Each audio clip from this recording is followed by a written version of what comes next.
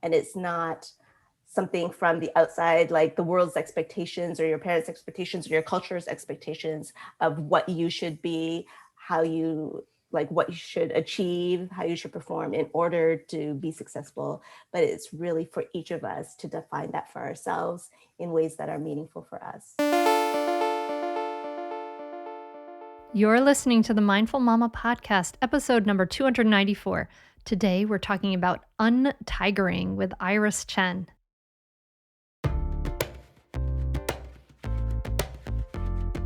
Welcome to the Mindful Mama podcast, now with over 1 million downloads. Here, it's about becoming a less irritable, more joyful parent. At Mindful Mama, we know that you cannot give what you do not have. And when you've calm and peace within, then you can give it to your children. I'm your host, Hunter Clark-Field's Mindful Mama mentor. I help smart, thoughtful parents stay calm so they can have strong, connected relationships with their children. I've been practicing mindfulness for over 20 years.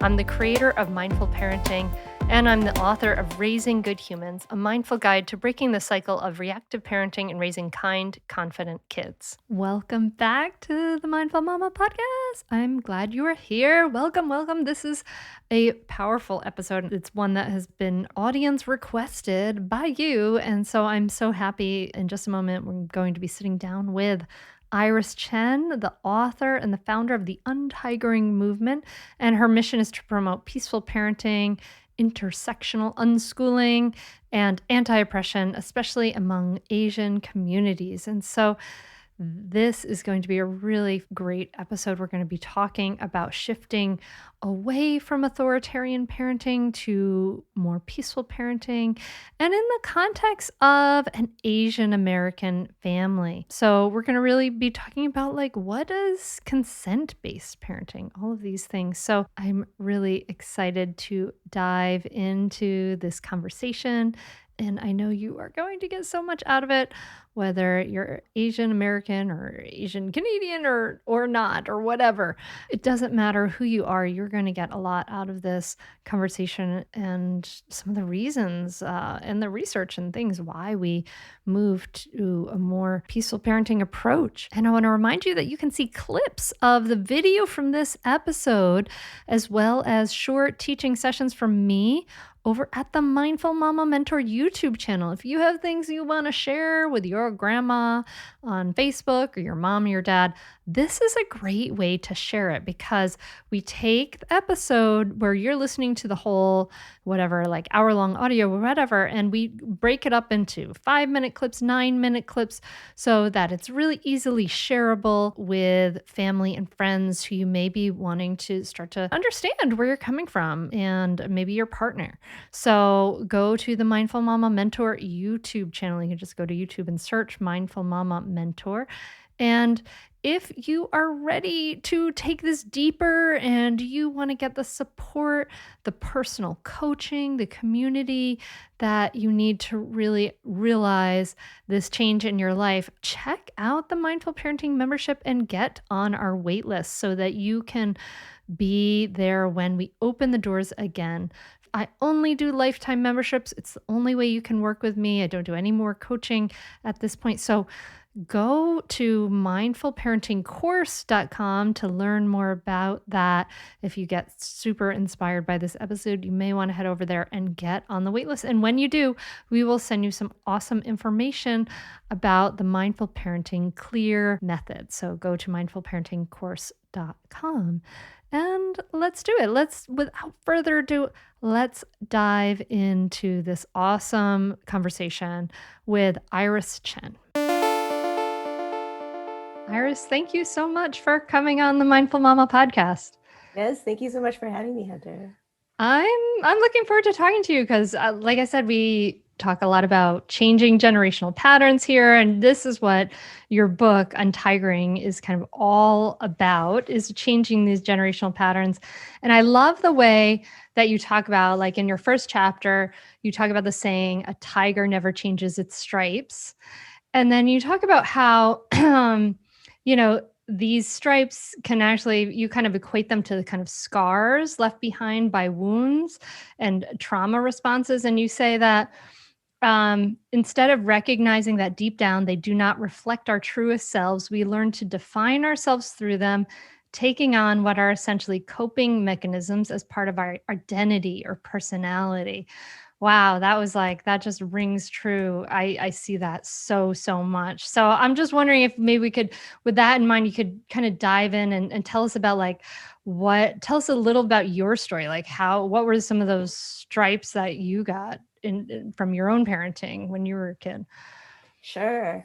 So I am Chinese American. And so I think one thing that I mentioned in the book was also just growing up in America and living in a white dominant society, just those messages that we automatically receive from the world around us, that we are different, that we are other, that we don't belong, that we have to prove ourselves and prove our worth and our belonging.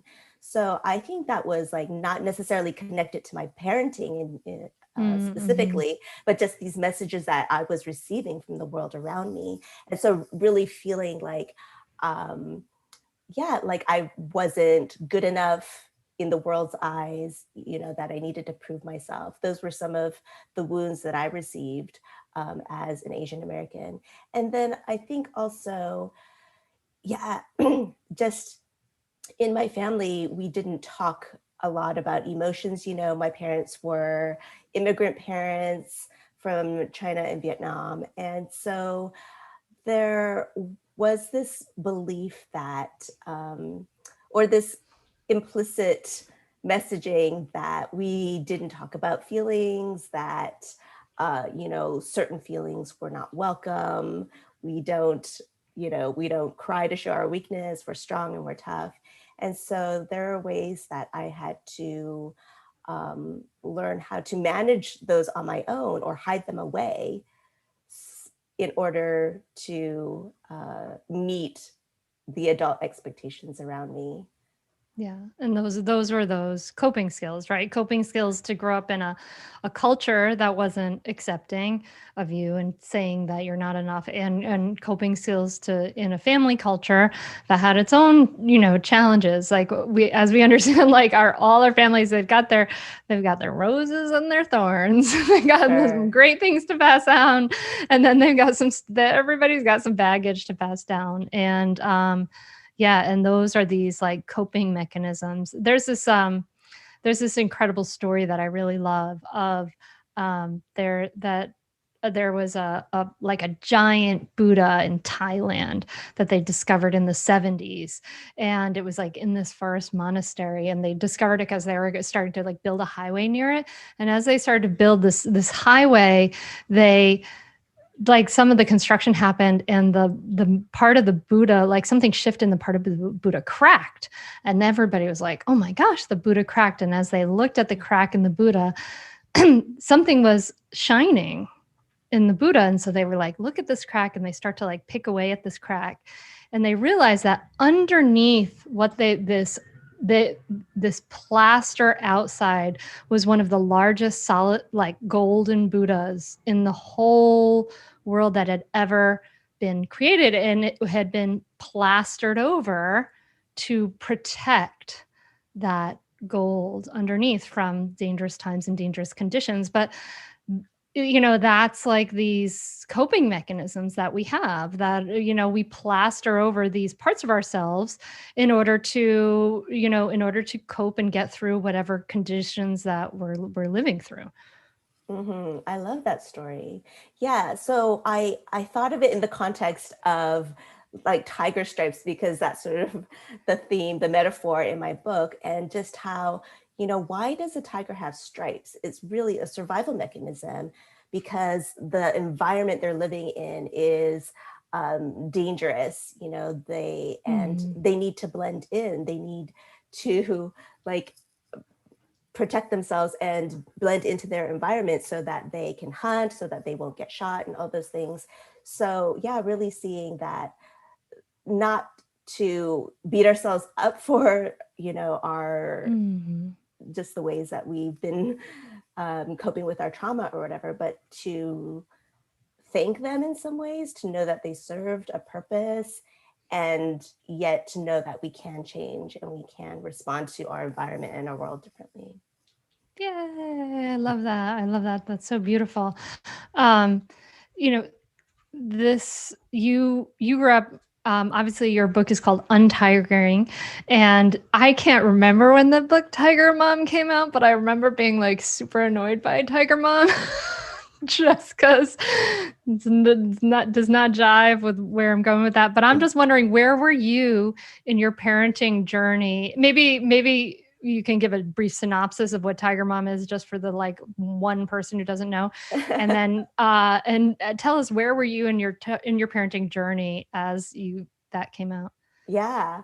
So this term came about from Amy Chua's book, Battle Hymn of the Tiger Mother. I think that came out in 2011. And she's like a Yale law professor, very driven, drove her daughters to achieve and be very accomplished in whatever they pursued. And when I read it, I And actually she credited Chinese culture, right? Like very much in that book, right? Yes, so she Yeah. sort of equated it with quote unquote Chinese culture, Mm-hmm. and contrasted it to like Western parenting. Mm-hmm. But she also acknowledged that it wasn't just Chinese culture. There's a lot of other parents, probably immigrant parents in general. But yeah, when I first read it, I actually really resonated with it. I really thought I could connect with it, and I saw it sort of like it was a little bit tongue in cheek, where she didn't take herself too seriously. She saw the extremities of her reaction sometimes, and like near the end of the book, softened a little. I don't know if you read the book, but the way it was presented in media was just taking excerpts of it and really like making it seem that she was celebrating this way. But actually in the book, she it's just a more balanced view of it, I guess, where she acknowledges that she needed to change too, because her daughter was actually really rebelling against that type of parenting. And so she knew that something had to shift for her. So, yeah. And when you had your kids, did you, like for me, when I had my first daughter, and I remember when I had my second daughter, I remember being in a situation where I was like, I was going on my first walk with the second daughter, so I had like the newborn baby in the sling, and we met up with some new neighbors that I'd met previously and that we didn't know very well, and we got to talk about parenting, and they told me that they didn't use any timeouts, and I was just like, I gasped that could possibly happen, and like, no way was I going to raise an undisciplined, like, kid who's like running wild. And that was like tantamount to like, like incredibly bad parenting in my mind at that point. And now I teach mindful parenting, which is like, we talk about getting your needs met and not, and like using skillful communication. And I've never actually used like punishments with my kids, like, or timeouts. Like, okay, so maybe in those first 3 years for daughter number one, but so I'm just wondering for you, I was like, did you started out like on the other side of this spectrum? So maybe can you take us back there? Yeah. So, I grew up with, a pretty typical tiger parents as well. Very strict, a lot of rules, very high expectations. And so even though like I'm second generation, so I knew I would like loosen up a little, but I saw a lot of benefits to that type of parenting, um, and also like my sort of conservative religious upbringing really taught me like your role as a parent is to raise your child to be obedient, to be morally upright, all those things. And so I definitely came at parenting with this mindset of like, I need to get it right. I'm not going to let my kids run all over me. I'm going to, just make sure that they turn out okay. Um, and I think that mentality was really damaging because then that really pushed me to want to control my kids, by whatever means necessary, right? So I felt it was all justified because I was doing it for the greater good and doing it for, to help them stay on the straight and narrow path or whatever.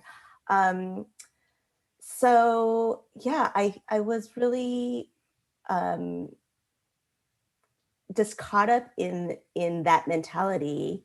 And it wasn't until my children really started pushing back and saying, we're not having any of this.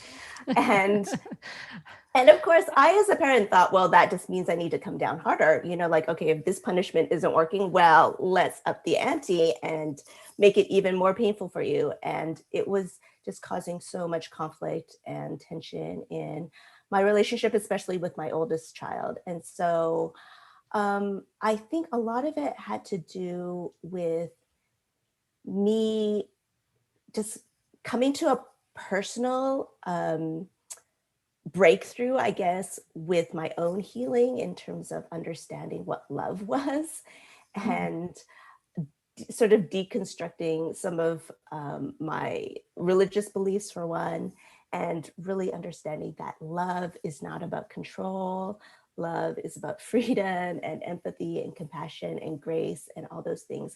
And once I started experiencing that for myself, really seeing how the way I was treating my children did not jive with that definition of love. Stay tuned for more Mindful Mama podcast right after this break. This episode is brought to you by Bitty Baby from American Girl. Every child, boys and girls, love to play and pretend, and we know that stories that children act out can help shape the person they grow to be, and we know that pretend play is one of the best things that kids can be engaged in as little kids. It really helps them in so many ways. And that's why it's so important to provide your little ones with toys that foster those nurturing traits of love and kindness and care. My mother-in-law got my daughter Sora a Bitty Baby when she was little, and oh my goodness, she loved it so much. We made a sling for Bitty Baby that she would carry around her Bitty Baby in that looked like Mommy's sling that she rode around in, and she made clothes for Bitty Baby, and she just carried her everywhere and went along on all these different things, and they did all kinds of things. It really provides her this fun and nurturing way to enact these moments of care and nurture that are so important. And Bitty Baby is super high quality and very huggable, soft, really the dolls. And of course, the lessons they're learning, these are really meant to last. Plus, this year, Bitty Baby got a whole new look and new designs and new colors, plus matching clothes for the child, so you can coordinate look if you want. They also have all these really great modern accessories with real wood furniture. They have an adorable little baby carrier ergo. It is so, so cute. Bitty Baby offers an array of playtime combinations that offer unique, nurturing play and really grows imaginations. Teach her that kindness is the ultimate gift with Bitty Baby. You can get an exclusive one-time offer of 15% off your Bitty Baby products with the promo code HUNTER at americangirl.com. You can find that link right in the show notes wherever you're listening to this. That's americangirl.com, promo code HUNTER. Exclusions include 18-inch dolls, Courtney Arcade, and Bitty Baby furniture. See americangirl.com/BB podcast for details. I'm curious about a lot of things there. You had a conservative religious upbringing? Just what you conservative? Yeah, I was Buddhist, Christian, Hindu. I was a conservative Christian. My father was actually a pastor, and so there was very different layers to that, where you have a very conservative Christian culture, and then also a very conservative authoritarian Chinese culture on top of that. So there's double authoritarian push going on there. Yes. Yeah. Yes. And very patriarchal, both cultures, right? I mean, there's a lot of that there. Absolutely. Mm-hmm. And you talk about the idea of like kind of rethinking, in your book, you talk about rethinking a lot of these different things. And so I'm wondering about what, like I'm curious about it in your own story as you started to realize like, oh, love is the most important thing, and expressing that love in an authentic and loving way, not just maybe the behavior, your own behavior matching the compassion, right? That became important. What were some of the first things that you started to kind of shift and change, and what were some of the first things you started to rethink as far as traditional parenting? Mm-hmm. One thing that I just did immediately was to stop spanking. And I went to a parenting seminar, and the speaker was just talking about the physiological effects on our children, on their brains and their bodies when we spank or when we approach our kids with punishment or aggression. And that was like an aha moment for me, because I had been taught to do that as a good parent, and then suddenly being presented with information showing like why that wasn't a good idea, all the negative effects, like the science behind it. And so that was just one thing that I immediately, like after recognizing the neurobiology of that, saying like, I cannot do that anymore, that I can see the damage that it's doing. I can like, yeah, I noticed what it was doing to my son. I hadn't labeled it as that before. I thought it was just like, he's being disobedient, he's being rebellious and difficult. But then after that, I recognized, oh, he's having a hard time. He's like being overwhelmed by his emotions. And I approached him, and I responded with such harshness. And I just felt so grieved that I did that. And that I did that out of ignorance and out of like a lack of understanding. And so I think that really opened my eyes to one chapter that I write about is this misbehavior, and how I had been labeling and judging all of his like unpleasant behavior as misbehavior, as being naughty, as being rebellious. And after that, I realized, I began to like read up more and understand that all behavior is an attempt to get needs met. And there's something going on underneath the surface where they're just crying out for attention or connection or a nap or whatever it is.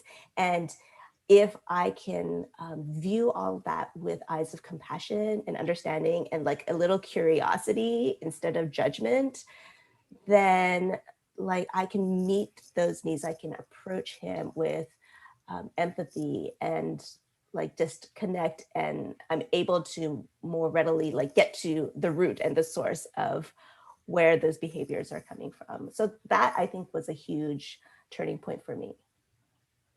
Yeah, it does make so much sense as we start to kind of realize that, like, yeah, nobody does anything except to meet their own needs. Like that's why we do things in the world, and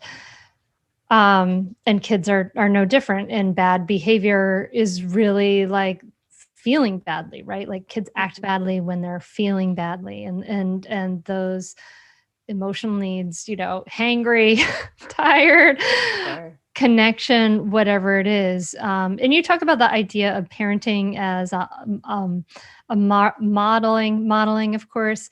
And I love that you bring in John Holt's idea of the parenting as not a teacher, but a gardener. And so tell us just a little bit about that.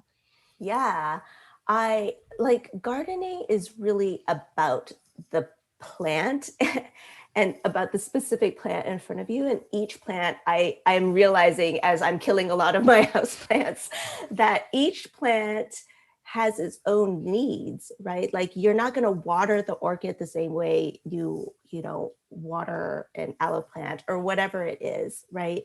Each plant is very sensitive. It has its own needs for water and nutrients and sunlight. And so instead of us just coming in with these like boxes and these standards of how we treat all children, that we really need to be sensitive for how each one of them, like the nature and the essence of each one, so that we can respond. And I think the John Holt quote was just about like letting our children naturally grow. Like, we cannot make a plant grow. There is the seed of life within each of them. And what we need to do as the parent is to provide the right environment for them to grow and to flourish. So yeah, really not coming at it from this hierarchical top down, like, I'm going to make you do something, but to trust that there is that spark within all our children, that essence, and to nurture it in a way that makes sense for that child. Yeah, absolutely. My daughter and I are doing a community garden, and we were there over the weekend, and we found out that carrots need loamy like soil with sand in it. So we had to like go get 2 40-pound bags of sand and mix it in for our carrot soil so our carrots could grow down straight and not be like funny crooked carrots. Although I imagine crooked carrots are actually probably much more natural. But anyway, we're going the middle path. Exactly. Like the different needs are, I think that's such an important thing for us to keep in mind. And so I guess I'm curious about, like, so you started to say, oh my gosh, like, oh, I don't want to be spanking my child. I don't want to be like trying to control everything.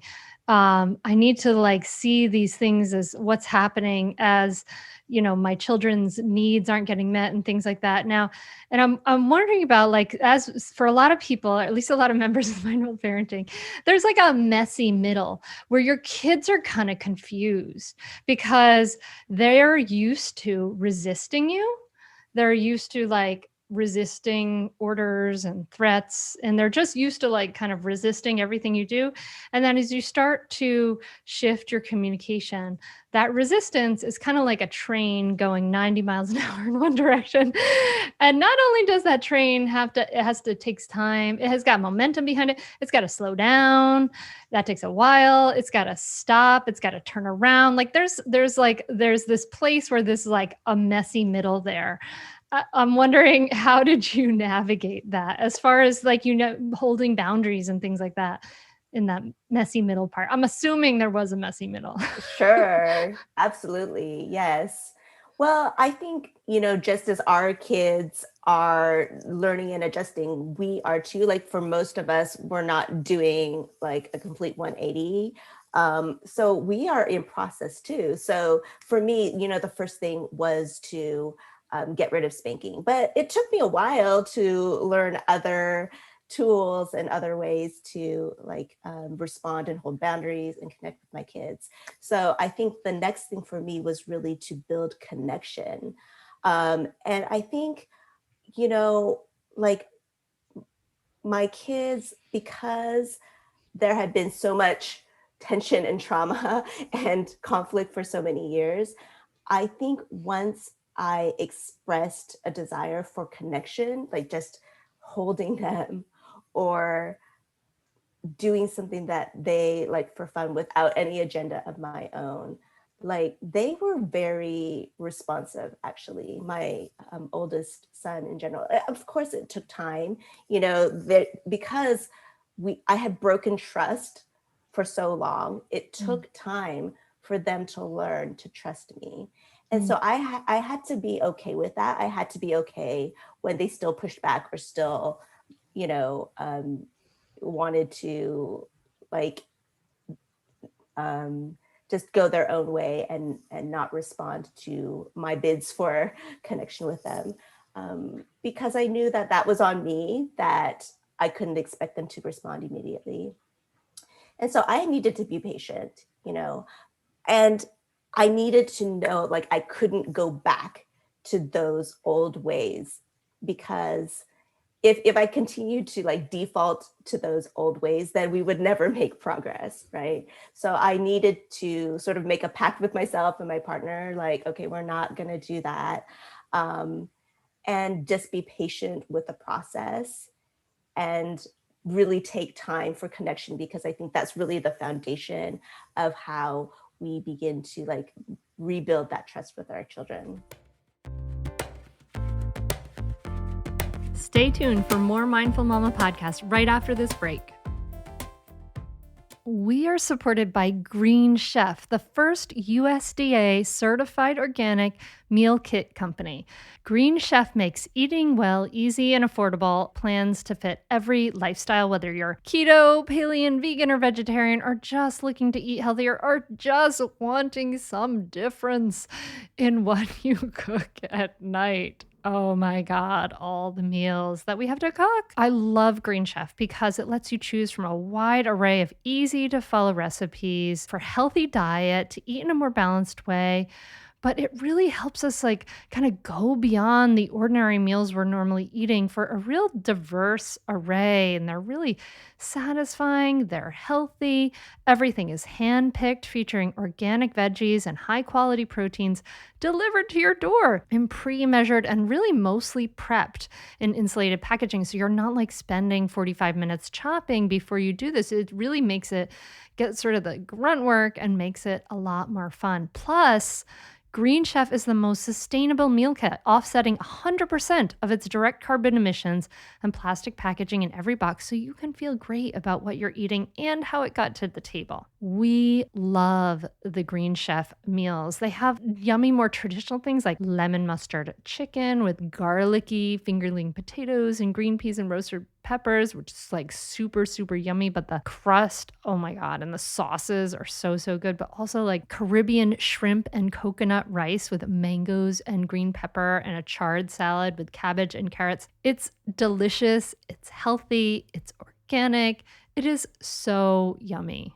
I love how it gives us a break in our week. It's like eating a yummy restaurant meal at home, and the kids found it yummy and interesting and exciting to eat some food that's like different than just what mom or dad thinks up, which is amazing. So go to greenchef.com/hunter100 and use the code hunter100 to get $100 off, including free shipping. That's greenchef.com/hunter100. You can find that link right where you're listening to this. If you go on your phone, or you're listening probably to the podcast, and go to notes and just scroll down, you'll find that link, greenchef.com/hunter100.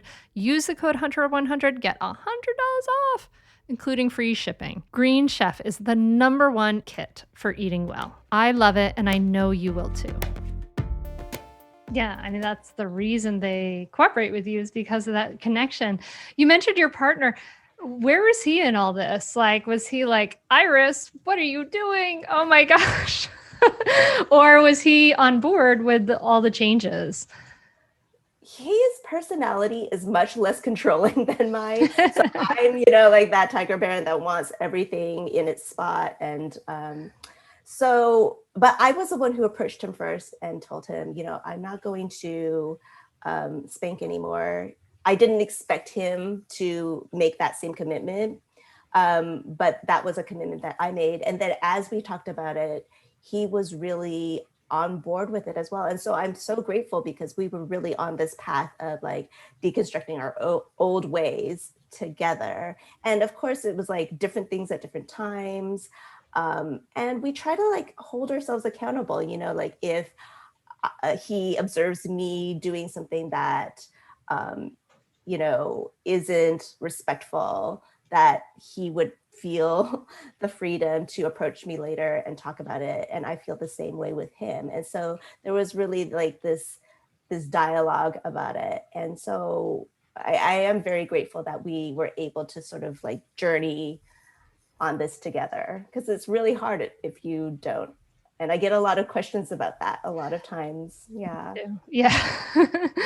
But what I'm hearing from your story anyway is that you didn't have expectations. You didn't expect him to just change his mind immediately, because you had, which is logical and emotionally intuitive. And you also, it was a dialogue. And I think that those are some takeaways that, for those listeners who are saying my partner is not yet on board, I have learned a lot more than my partner has. What Iris is saying about no expectations, like don't expect somebody to just change their mind just because you do, and to have a dialogue. And that dialogue, just as with your kids, it needs to be connected. It needs to have understanding of where both sides are coming from. Yeah, I think one thing that, just as you shared that, in my process is like, because I had been a tiger parent, and so just as I was learning and as I was processing, having that conversation with him, so it wasn't that I had done all this learning and I was over here and trying to pull him along. It was that as I was learning and as I was like wrestling with these ideas, to talk with him about it so that we could like more closely walk through that together. So I wasn't like an evangelist in a way. I wasn't trying to convince him of something. I was working through it in that process. And so, maybe as we are learning and reading up on articles, to approach it from a place of a learner and to approach it with our partners or the grandparents or other people from that position also. So not as, somebody, an expert who, has all the answers or believes this is the only right way, but as a learner. Yeah, I really appreciate that. Yeah, I think that I can relate to everything you're saying, Iris, where I'm like it's so funny because everyone says, oh, you teach mindfulness, blah, blah, blah. And I need those tools so much because I'm definitely the more like reactive one, the more energetic one, the more like controlling one. And my husband is like kind of chill naturally, which I'm always been a little jealous of, but he's got his things too. But anyway, so yeah, and it was like a dialogue as we went along too. So make it a dialogue, dear listener. So you talk about also like redefining success. And I'm wondering if you could talk about what the definition of success in parenting was for you kind of before, and then what do you see it as now? Mm-hmm. So I thought, to be a successful parent and to raise successful kids meant that they did what I told them to do and obeyed me, and that, there's like no conflict. Everybody just stays in their lane. and, and I think especially with a lot of parenting, so much of it has to do with school, because especially if your kids are school age, that's their life really. And in the Chinese American community, especially at least the one I grew up, academics and schooling is a big part of life and is a big part of parenting. And so I know that there's an emphasis on that in the Asian American community. And I, like a few years ago, I began unschooling. And that was sort of part of my journey with peaceful parenting, to just learning to see each child as in an individual human being with their own desires and their autonomy, and needing to respect that. And discovering unschooling, which is just life learning, consent-based, self-directed life learning for our children. And so I think now I see success. I use the quote from Maya Angelou where she says, success is liking who you are, liking what you do, and liking how you do it. And so I really love that. I really resonated with that, because every child, every person gets to define for themselves what that looks like. And it's not something from the outside, like the world's expectations or your parents' expectations or your culture's expectations of what you should be, how you, like what you should achieve, how you should perform in order to be successful. But it's really for each of us to define that for ourselves in ways that are meaningful for us. That's beautiful. I mean, so I'm yes, like this is the sort of old school ideas of success of like the perfect grades and all of that. It's damaging, right? I mean, it's hurting lots of people. I mean, imagine the results of the tiger parenting I mean, we see some of the results, like we see Amy Chow, but there may be a lot of like roadside damage from that along the way as well, from the other form of success or definition of it. Yeah, and actually, I believe that even those who can sort of hit the marks and achieve in that system ultimately really suffer too. You know, it's not only those kids who don't do well in school, but even those who do that suffer and internalize a lot of damaging messages. Like for me and my husband, we both did well in school, we both achieved well, and yet there were a lot of things where we thought that our worth was based on our achievements and our, you know, whether that's grades or the school that we went to or our salaries and all those things. And fear of failure, you know, being afraid to take risks and to try new things because we felt like there was no room to fail. We always had to get the A, you know. So there's a lot of ways that even those who do achieve in that system are, you know, have lost themselves. And a lot of people who have gone through that tiger parenting way and like maybe are now doctors or in business or engineers, like maybe they find out that this is not what I want to do. They get to a place in their life where they realize they've been following everybody else's goals for themselves, everybody else's desires and expectations, and they've lost a connection to themselves and what they really want for themselves. So yeah, it's not just those that are, you know, the roadkill on the side of the street, right? But it's those that make it to the end too and decide that that's not good for them. Stay tuned for more Mindful Mama podcast right after this break. We are supported by Acorn TV. Okay, I know that TV has been this saving grace for many of us during this pandemic time. You know, if we're not wanting to get out, wanting to stay safe. But I'm sure by now you feel like you've caught up on every single show imaginable. If you're tired of scrolling through the same movies or shows and miss the excitement of weekly releases and brand new binge fests, then you have to get Acorn TV. Acorn TV is the largest commercial-free British streaming service that features compelling stories, exclusive premieres, and originals you won't find anywhere else. And I know I love myself some British TV personally.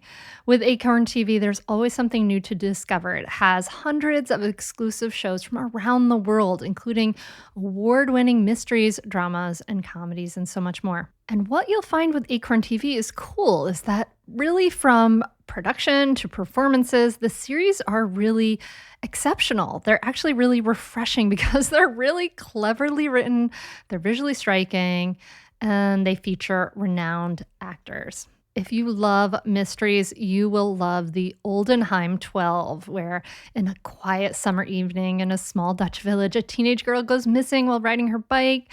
You know, what was it? Was it abduction? Was it escape? Was it murder? And then a second person goes missing. If you are into exceptional mysteries, you are going to have to check it out. In fact, Oldenheim 12 is part of their vast noir collection, and they also have Hinterland and the Summerdoll Murders. So cool. If you are a murder mystery fan, you're going to get thousands of new enthralling content on Acorn TV, and it's a fraction of the cost compared to what most streaming services cost at just $5.99 a month. If you're ready for a streaming service that offers new stories, new characters, and breathtaking sceneries every week, do what I did and get Acorn TV. Try Acorn TV for free for 30 days by going to acorn.tv. There's a link for this right in the show notes where you're listening to this, and use my promo code HUNTER. But you have to enter the code in all lowercase letters. So that's Acorn TV, ACORN.TV, code HUNTER to get your first 30 days for free. I'm curious, now what do your parents think? You've written a book, Untigering. You've deconstructed a lot of things from our culture and from their culture. have they gone along on this journey with you as a dialogue, or have there been bumpy moments?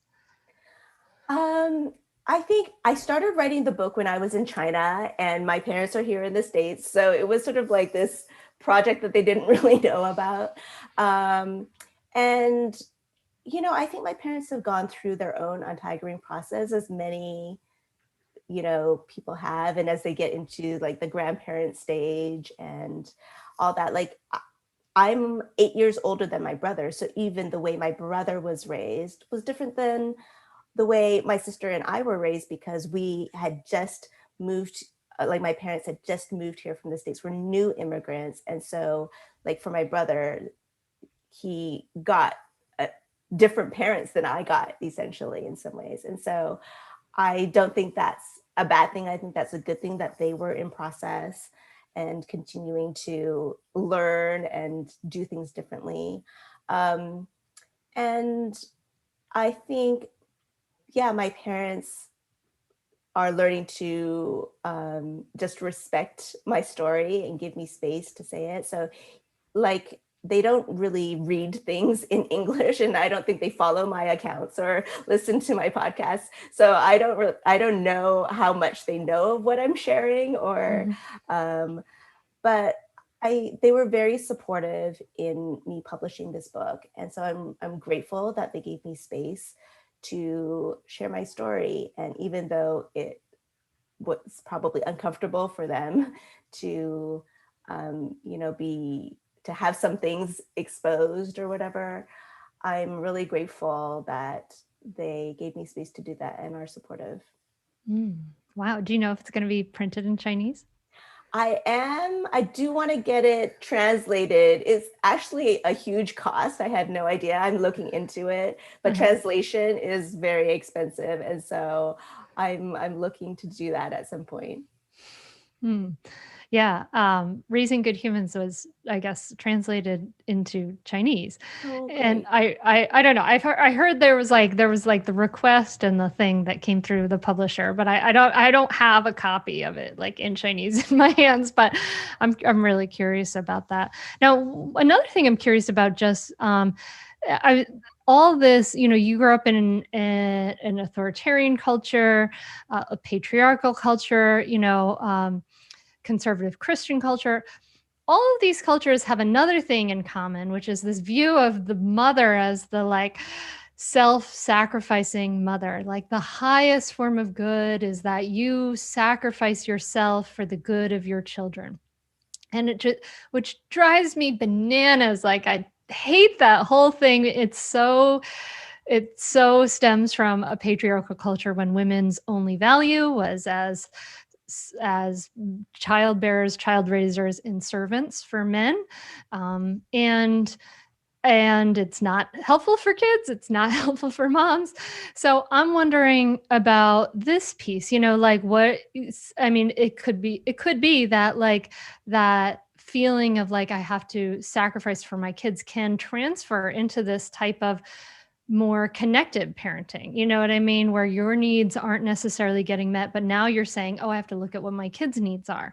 So I'm curious about what was your process with that piece? That's a good question. I definitely bought into that. And because of sort of like my tiger parenting tendencies, is just like, I want to know what the right answer is. And whatever that is, I'm going to do it 100%. And so believing that it was my responsibility to be a good wife and a mom, like I left my career, I became a full-time stay-at-home mom, I did all those things. And I think there can be beauty in that if it's something that we mindfully choose, right? It's an option. But when it's like the only thing that is offered to us, or then it becomes very oppressive. And so as I got older and I was sort of feeling, maybe a midlife crisis or whatever, feeling lost, I realized that I needed to get connected with myself again, and not that identity as a mom or a wife or whatever, but who was I? And I think like starting to write, starting to blog was part of me sort of reclaiming my own passions and to like express myself as a full human being. Whereas before it was just like, okay, I have these roles. I'm giving. And part of Untigering is definitely like, we all get to be full human beings, like my children do, and I do as well. So there's definitely this idea of boundaries where, because I so respect my children, I also need to learn to respect myself. So it's not this like doormat, or we let our kids get away with everything. It's like, no, I have needs too. Like when I'm behaving in certain ways, it's because I have certain needs met too. And so being sensitive, like a lot of my untigering process is really about my relationship with myself, and doing that work with myself so that I can offer that to my kids, whether it's, accepting my emotions, which I didn't know how to do in the past, but taking the time to attune to myself, to make room for all my feelings. Um, and like boundaries, like I have a right to my own body and to my own choices, just as my kids do, right? So really coming to a place where I felt more, that sense of personal power for myself, and then being able to offer that to my children, but in,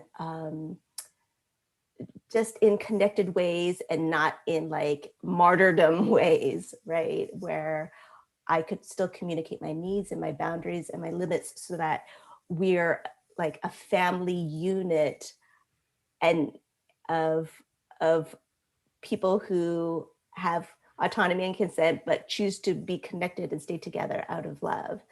So yeah, it's been a huge journey for me to just become my own person and to like shift from those gender roles that were expected of me. Yay. Yay. So I love all of this, and I think your book is wonderful. Do you have any final words of advice for somebody who's maybe listening, maybe even a parent who, an Asian American mom who is starting to wrestle with these ideas and starting to question and starting to rethink things? Yes, I mean, I'm so grateful that I had the opportunity to write this book, because I really wrote it from the perspective of an Asian American, and I talk about different aspects of our culture that, can be gifts and can be obstacles as well. And so, to the Asian American moms and just Asian moms out there, also to know that you can change your stripes, and that, we can be part of healing the next generation and shifting our culture, because just realizing that a lot of what we call our culture is really just generational trauma and how, when we recognize that, we don't have to automatically, stick with traditions, but we can recognize it for what it is and begin healing and create new traditions and new cultural norms for our families. Yay, I love that. Yeah, sorry not to leave out the mamas and all around the world who listen to the podcast. Shout out to you guys, and just talk to someone in Dubai, and there's all these different places. So shout out to all those. Listen to these wise words of Iris's. They're really, really beautiful. I love that. We're part of the change. So cool. So um definitely, dear listener, you should get her book, Untigering, Peaceful Parenting for the Deconstructing Tiger Parent. And where else can people find you, Iris? Yes, so I have accounts on Facebook and Instagram. You can find me at Untigering. You can find me on my blog, untigering.com. And I also have a Facebook group, Untigering Parents. So I welcome you all to join. Thank you so much. Thanks for coming on. Thank you for being so open about your story, for for sharing this work that's incredibly valuable. Transforming these generational patterns in every community is so, so important. And our, your voice is really a powerful one in that. So I really thank you for doing that. Thank you so much. I love how Iris puts these things. I mean, yes. Makes so much sense. And I love hearing that story of transformation. It's so powerful. It's amazing. I love hearing these stories. I get to hear these a lot because in the Mindful Parenting membership, these transformations happen. Sometimes people ask about their partners. And what I see with the partners is that oftentimes a wife may join mindful parenting, and it doesn't matter, of course, what gender the parenting partners are, but the husband or the spouse may not be on board totally yet. But as the members get like that support, as they get that personal coaching, as they get that community support, as they get those tools and skills that they need, and they really make this transformation, their partners start to say, what's going on with you? How do I do that? And it really changes the whole family dynamic. It's so, so powerful, so cool. So if you are interested and want to learn more about it, want to get on the waitlist, go to mindfulparentingcourse.com and we'll send you some information about the mindful parenting method. That's mindfulparentingcourse.com. Otherwise, man, I'm wishing you a great week. I hope you got a lot out of this, like I did. I would love to see where you're listening to it. I love seeing when you tag me in your Instagram stories. Those are so fun. I want to see, what are your takeaways? Is this something that spoke to you? What are your takeaways? I would love to know. And if you're a longtime listener, please make sure you leave a review on Apple Podcasts. That's such a powerful way to share the whole podcast. There's a lot of podcasts out there now, but we're going strong, and it's because of you. So I want to just thank you for the reviews you've left and the support and the way you've shared the podcast. It makes such a big difference, and you're part of a movement transforming generational patterns, and I love that. So my heart goes out to you, dear listener. Thank you. Thank you for listening. I wish you a peaceful, beautiful week. We have our Friday podcast now too, so I will be here on Friday answering the question, is parenting instinctual? So we're going to be talking about that on Friday in a short little mini mindful parenting bite. Look for that in your podcast player. And I wish you a great week, my friend. Talk to you soon. Namaste. I'd say definitely do it. It's really helpful. It will change your relationship with your kids for the better. It will help you communicate better. And just, I'd say, communicate better as a person, as a wife, as a spouse. It's been really a positive influence in our lives. So definitely do it. I'd say definitely do it. It's so worth it. The money really is inconsequential when you get so much benefit from being a better parent to your children and feeling like you're connecting more with them and not feeling like you're yelling all the time or you're like, why isn't things working? I would say definitely do it. It's so, so worth it. It'll change you. No matter what age someone's child is, it's a great opportunity for personal growth, and it's a great investment in someone's family. I'm very thankful I had this. You can continue in your old habits that aren't working, or you can learn some new tools and gain some perspective to shift everything in your parenting. Are you frustrated by parenting? Do you listen to the experts and try all the tips and strategies, but you're just not seeing the results that you want? Or are you lost as to where to start? Does it all seem so overwhelming with too much to learn? Are you yearning for a community of people who get it, who also don't want to threaten and punish to create cooperation? Hi, I'm Hunter Clark-Fields, and if you answered yes to any of these questions, I want you to seriously consider the Mindful Parenting membership. You will be joining hundreds of members who have discovered the path of mindful parenting and now have confidence and clarity in their parenting. This isn't just another parenting class. This is an opportunity to really discover your unique, lasting relationship, not only with your children, but with yourself. It will translate into lasting, connected relationships, not only with your children, but your partner too. Let me change your life. go to mindfulparentingcourse.com to add your name to the waitlist, so you will be the first to be notified when I open the membership for enrollment. I look forward to seeing you on the inside. mindfulparentingcourse.com.